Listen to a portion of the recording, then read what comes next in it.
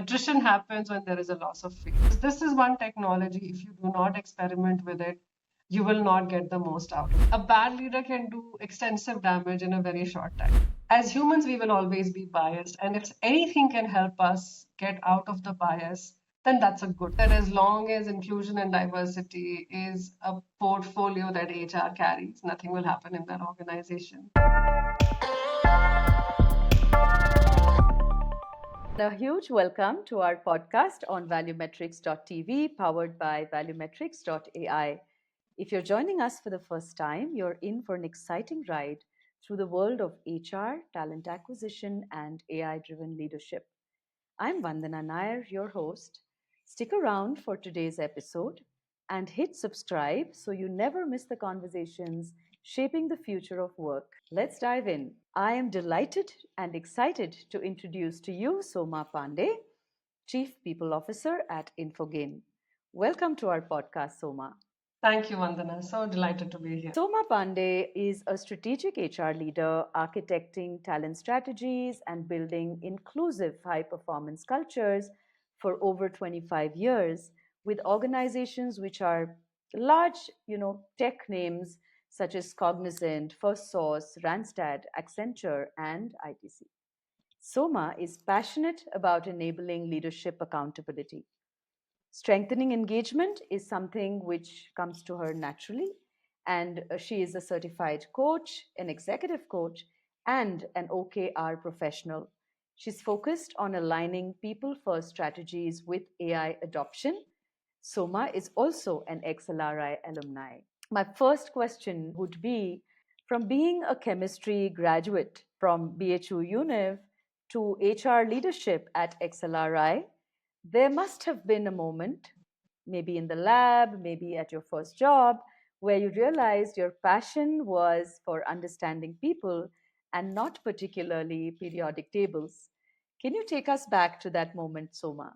Well, it's a lovely question, Vandana, and it's very tempting for me to say something poetic or maybe something corny about people are like elements and the periodic table or something like that. But to be honest, my choice of career happened by chance and it wasn't a planned thing. BHU was a fabulous place to be at that time in my career or my life because we became friends with many of the engineering college students who were appearing for MBA exams. I did not know what MBA meant, but once I heard them, I understood a bit more. I said, okay, that's what I want to do. And then HR seems to draw me because some friends in college used to study psychology. So I believe I bring a good scientific mind to a slightly nebulous area of HR. Amazing. So, one thing that really interested me about your journey was when you joined Cognizant in November of 2021, the company was facing a very high attrition, and you were brought in to stabilize talent management globally.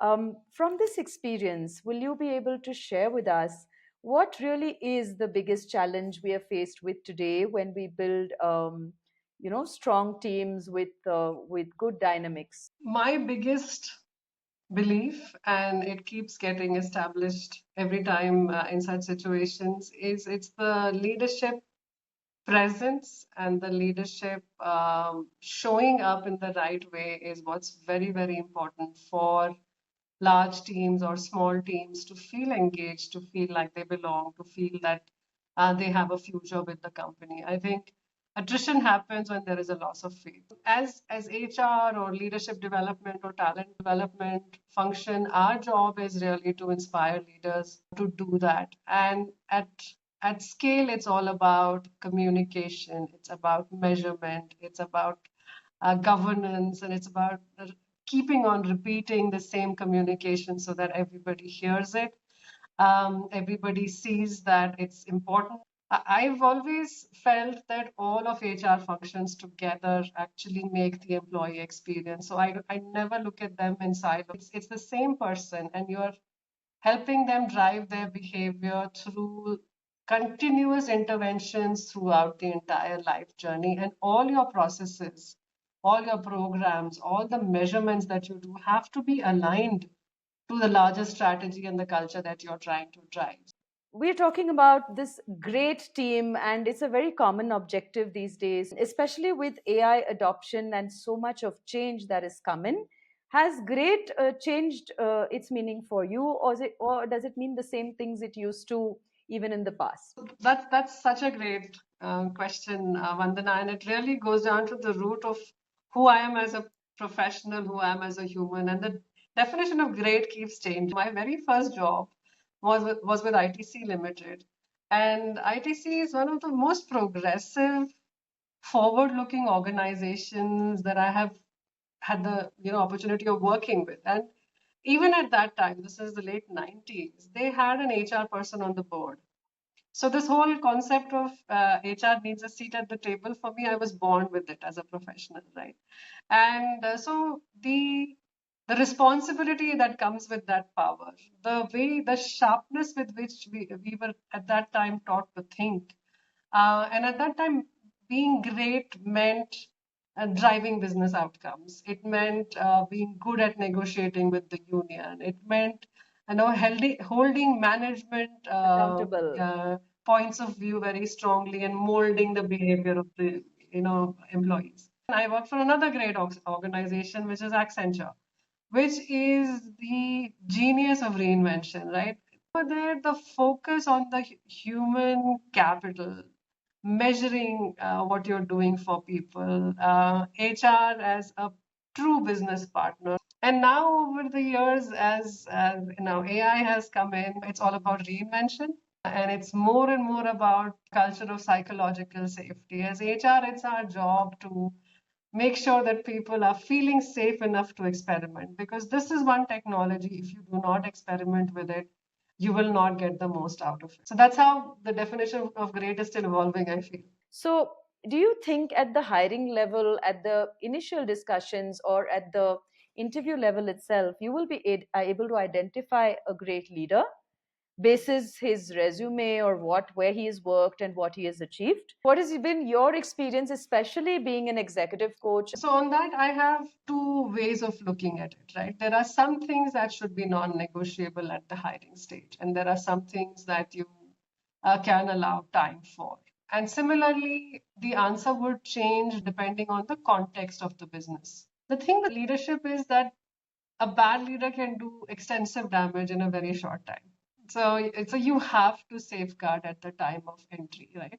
A leader is a leader because they have people reporting into them. They are responsible for a team, irrespective of the size. They're responsible for a business outcome. And so leadership hiring or leadership promotion or appointments are really the trickiest things that one has to solve for. So therefore, I look for attitude. I look for culture fit. I look for a person who is not stuck in their ways, who's willing to learn and who's willing to accept coming in. And they don't have such a strong point of view of, I know how it's done and I'm going to do exactly what I've done before and rinse and repeat that over here. But you can definitely set people up for success. So the onboarding process, the how you have people walk them through the culture, the ways of working, the responsibility the hiring manager takes for leadership hires. All of that will play a role, and that's when HR comes in terms of putting the right structure, tools, enablement, and process in place so that you can monitor what's happening with the person who has joined you, and then you can get the most out of that. On the AI part, Yes. Vandana, I do feel AI, it's evolving very fast. So what I say today may be absolutely untrue tomorrow. I remember first time AI came in, my reaction was fairly strong, saying that if AI is trained on a set of data, then it attributes success to characteristics of the population that was working in corporate at the time it was trained. But over the few months that things have been blooming and exploding, I think I've learned to accept that AI, if used rightly, can give us immense powers. Even though I understand bias, I am completely biased, right? And that's the first thing you understand when you understand bias. So as humans, we will always be biased. And if anything can help us get out of the bias, then that's a good thing. And that's how I think AI can help us. So I think it can help in two ways. One is the gamut and the holistic nature of data it can process about a person and therefore make its decision making richer. And the fact that it will take a decision which is objective and not subjective. And all humans' decisions are largely subjective. Human has to be in the loop. Accountability has to be human in the end. Ultimately, the decision has to be with the human beings in the situation who have to decide on whether they're going to hire the person or not. One interesting question I had, especially from your life at Tredence. Imagine an organization quadrupling its workforce, in a very short time, like 2 to 3 years. And if and you were there, and you had this mandate of preserving the high achievement culture, which is something I want to underline. I'm eager to understand what your philosophy is on how you retain the culture in the DNA of the organization when such hypergrowth happens. And definitely, our audiences would like to know, because culture is a big need for organizations today. I think Tredence is a case study of leadership showing up and role modeling what they want done, right? Leadership visibility, leadership presence, and repeating what they expect at different forums. They repeat the same message and they embody the same behavior. And that's why people realize that very soon that, either I will align with this and be this high achiever, high performer, obsessed with clients, obsessed with data and analytics, or I will not survive here. So people quickly align. And then if leaders do something, then it gets cascaded down. And the next level also says that, okay, if my boss can make time, I can definitely make time for this. The number of touch points of communication, the number of huddles and groups, and the energy that gets created by frequent conversations about, okay, this deal is happening, or that particular solution we're working on, or this training has come out. And so just the buzz on the floor was very, very high. And I would attribute it to the personality of the founders and the infrastructure that we all built together to multiply that. Wonderful, Soma. So now slowly we're coming closer to the present, and we want to talk about your as a panelist at the Upscale 2025 Excel for Women, the diversity focused XLRI event. That I want to ask you about is, we talk about all these diversity programs, everyone's in sync, everyone's aligned. The next day morning, we're back to our meetings, and you see the same microaggressions again. Are we putting the C back in HR, and the courage, the compassion, the conviction? What's your feeling? I vehemently and very, very strongly and with huge conviction, I believe that as long as inclusion and diversity is a portfolio that HR carries, nothing will happen in that organization.